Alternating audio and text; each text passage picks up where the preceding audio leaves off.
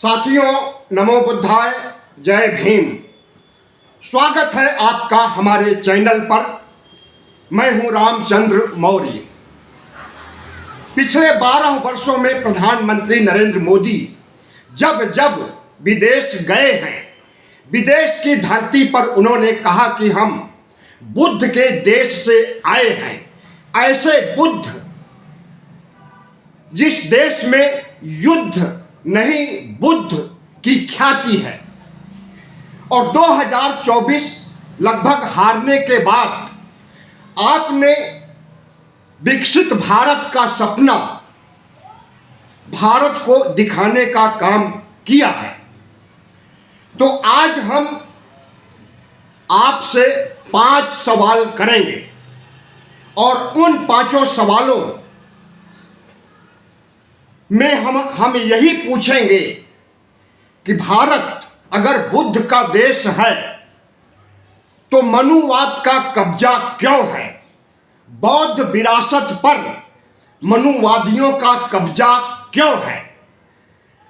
अगर भारत बुद्ध का देश है तो यहाँ जाति व्यवस्था, जिसे कि बुद्ध ने खत्म करने की कोशिश किया था, और मनुस्मृति ने जाति व्यवस्था को मजबूती प्रदान किया था, तो आज मनुस्मृति को संविधान की जगह लागू करने की मांग क्यों हो रही है? हमें लगता है कि प्रधानमंत्री के भाषण के आलोक में हमें उन 5 प्रश्नों को अब रखना चाहिए। बौद्ध धर्म भारत की आत्मा है, फिर उपेक्षित क्यों है? भारत में बौद्ध धर्म के अनुयायी कितने हैं? अगर जनगणना के आंकड़ों को देखा जाए तो 2011 की जनगणना के अनुसार भारत में 0.8% बौद्ध हैं। और जबकि हकीकत देखिए तो आए दिन धम्म दीक्षा ली जाती है 1956 से। जब से 14 अक्टूबर 1956 को जब बाबा साहब ने लगभग 10 लाख बहुजनों के साथ धम्म दीक्षा लिया था नागपुर में, उसके बाद हर साल, हर महीने, हर दिन धम्म दीक्षा ली जाती है नागपुर में और देश के विभिन्न शहरों में, कस्बों में, गांवों में। बुद्धम शरणम गच्छामि, धम्मम शरणम गच्छामि, संघम शरणम गच्छामि के साथ 22 प्रतिज्ञाएं ली जाती है और लोग हिंदू धर्म का परित्याग करके बौद्ध धर्म ग्रहण कर रहे हैं। तो प्रधानमंत्री नरेंद्र मोदी को बताना होगा कि जब भारत बुद्ध का देश है तो बौद्ध विरासत और बौद्ध धरोहरों पर मनुवादियों का कब्जा कैसे है? लुम्बिनी में पैदा हुए जो आज नेपाल में है, उसका संरक्षण परिरक्षण अच्छे ढंग से हो रहा है लुम्बिनी में। तथागत बुद्ध बोध गया में ज्ञान प्राप्त किए और वहां पर सम्राट अशोक ने बौद्ध विहार बनवाया।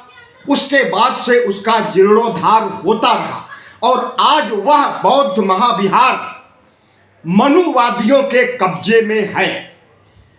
1949 में जो कमेटी बनाई गई BTMC, हम समझते हैं कि उसमें आधे से अधिक हिंदुओं को जगह दी गई है और आधे से कम बौद्धों को। तो सारे निर्णय हिंदुओं के लागू होते हैं और इसके लिए संघर्ष लंबे समय से छिड़ा हुआ है। प्रधानमंत्री नरेंद्र मोदी क्यों नहीं संज्ञान लेते और क्यों नहीं बोध गया को मुक्त कराते हैं मनुवादियों के चंगुल से? क्योंकि प्रधानमंत्री खुद मनुवादी है, क्योंकि प्रधानमंत्री खुद RSS से निकले हैं और यह बात उन्होंने स्वयं कही है इसलिए वह नहीं चाहते कि भारत में बौद्ध धर्म का विकास हो, बल्कि बौद्ध धर्म की विरासत पर हिंदुओं का कब्जा हो जाए और बौद्ध धर्म को नुकसान पहुंचाया जाए। तो जो मनुवादी चाहते हैं वही प्रधानमंत्री चाहते हैं, क्योंकि प्रधानमंत्री भी सबसे बड़े मनुवादी हैं। आरएसएस से आया हुआ व्यक्ति मनुवादी सोच का होता है और वह सोच नरेंद्र मोदी में कूट कूट करके भरी है। तो बंद कर दीजिए यह कहना कि हम बुद्ध के देश से आए हैं, बंद कर दीजिए यह कहना कि भारत ज्ञान का प्रचार करता है, हम विश्व गुरु हैं, क्योंकि आपकी सोच मनुवादी सोच है।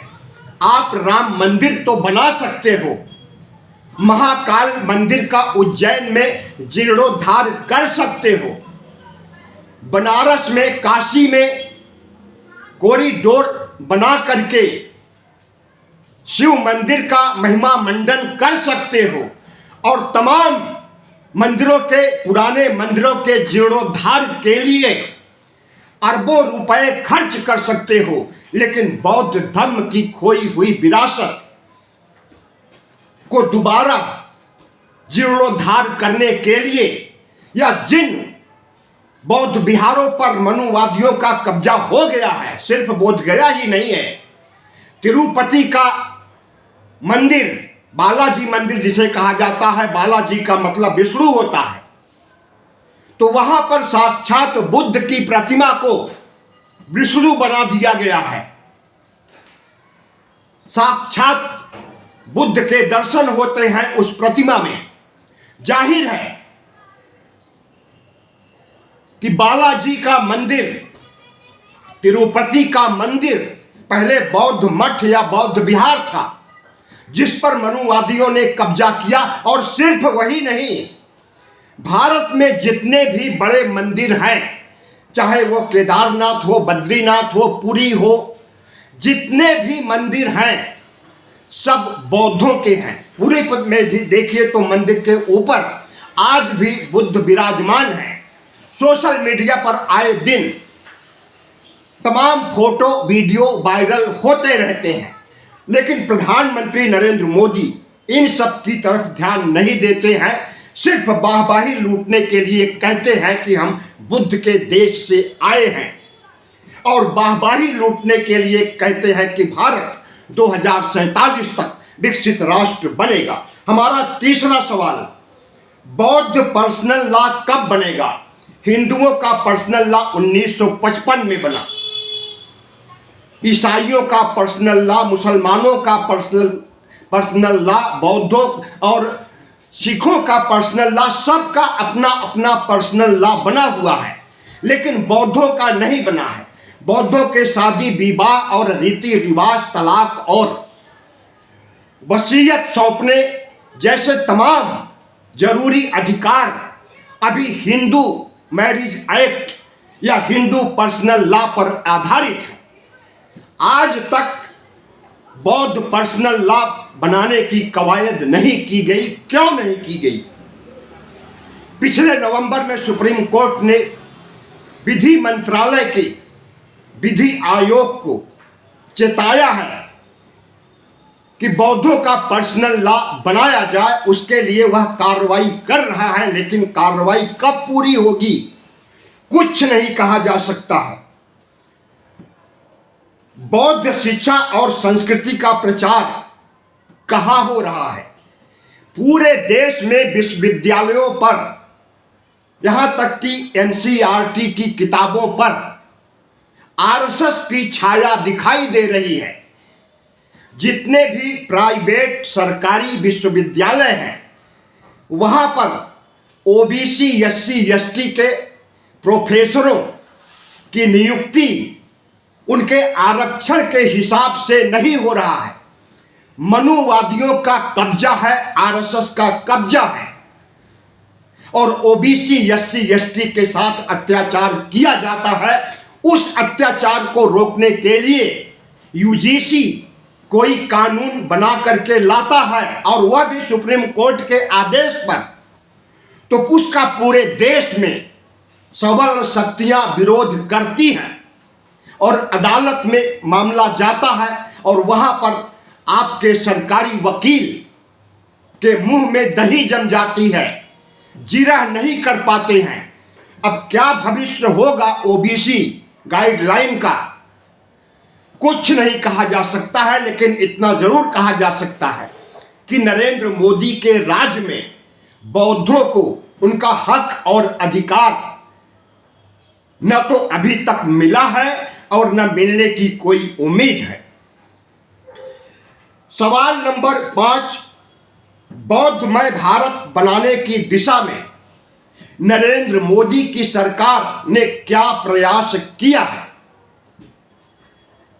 बौद्धों के जो विरासत है, पुरावशेष है, उन्हें मुक्त कराने के लिए हिंदुओं से प्रधानमंत्री नरेंद्र मोदी की सरकार का रोड मैप क्या है? क्या वह चाहते हैं कि बौद्ध धरोहर हमेशा मनुवादियों के चंगुल में रहे और बौद्धों को, उपासक उपासिकाओं को, भंते और भिक्षुओं को मनुवादियों की कृपा पर निर्भर रहना पड़े? हमें लगता है कि प्रधानमंत्री नरेंद्र मोदी जिस ढंग से, जितनी तत्परता से राम मंदिर बनाने, उसके लिए ट्रस्ट बनाने, उसके लिए मुकदमा लड़ने, उसके लिए जमीन आवंटन करने, बाबरी मस्जिद को गिराने के लिए जितना प्रयास सरकार ने किया है, एक भी बौद्ध विहार बनाने का कोई प्रयास सरकार ने किया है? और जिस मस्जिद, बाबरी मस्जिद को ढहाया गया, उसके लिए जो जमीन आवंटित की गई है अयोध्या में, क्या उस पर मुसलमानों के लिए मस्जिद बनाने का काम शुरू हुआ या कभी शुरू होगा? अगर भारत धर्मनिरपेक्ष राष्ट्र है और आप अगर मंदिर बनाएंगे तो आपको मस्जिद भी बनाना पड़ेगा, बौद्ध विहार भी बनाना पड़ेगा, गुरुद्वारा भी बनाना पड़ेगा, चर्च भी बनाना पड़ेगा, जैन मंदिर भी बनाना पड़ेगा। सिर्फ राम मंदिर बनाने से काम नहीं चलेगा। और अगर बौद्ध विहार, जैन मंदिर, गुरुद्वारा, चर्च, मस्जिद नहीं बनाएंगे तो इस देश के बहुजन समाज के 90% वोटर आपसे हिसाब जरूर करेंगे। हमें लगता है कि प्रधानमंत्री नरेंद्र मोदी आरएसएस के दबाव में है और आरएसएस कतई नहीं चाहता है कि अन्य धर्मों का विकास हो। और जब आरएसएस के दबाव में नरेंद्र मोदी काम कर रहे हैं तो इन्हें यह कहना छोड़ देना चाहिए कि हम तथागत बुद्ध के देश से आए हैं। विदेशों में जाकर यह कह करके वाहवाही लूटना अलग बात है, लेकिन बौद्ध धर्म के प्रति सकारात्मक रचनात्मक नजरिया रखना अलग बात है। प्रधानमंत्री यह कहना भी बंद कर दें कि 2047 तक भारत विकसित राष्ट्र बन जाएगा। और अगर इन्हें कहना है तो विकसित राष्ट्र बनाना है, तो जो विकसित राष्ट्र बनेगा वह बौद्धमय भारत होगा, मनुवादियों का भारत नहीं होगा। वीडियो अच्छा लगा हो तो चैनल को सब्सक्राइब कीजिए, लाइक कीजिए और कमेंट करके बताइए कि आप क्या चाहते हैं कि भारत, विकसित भारत बौद्धमय बने या फिर मनुवादियों का गुलाम बना रहे।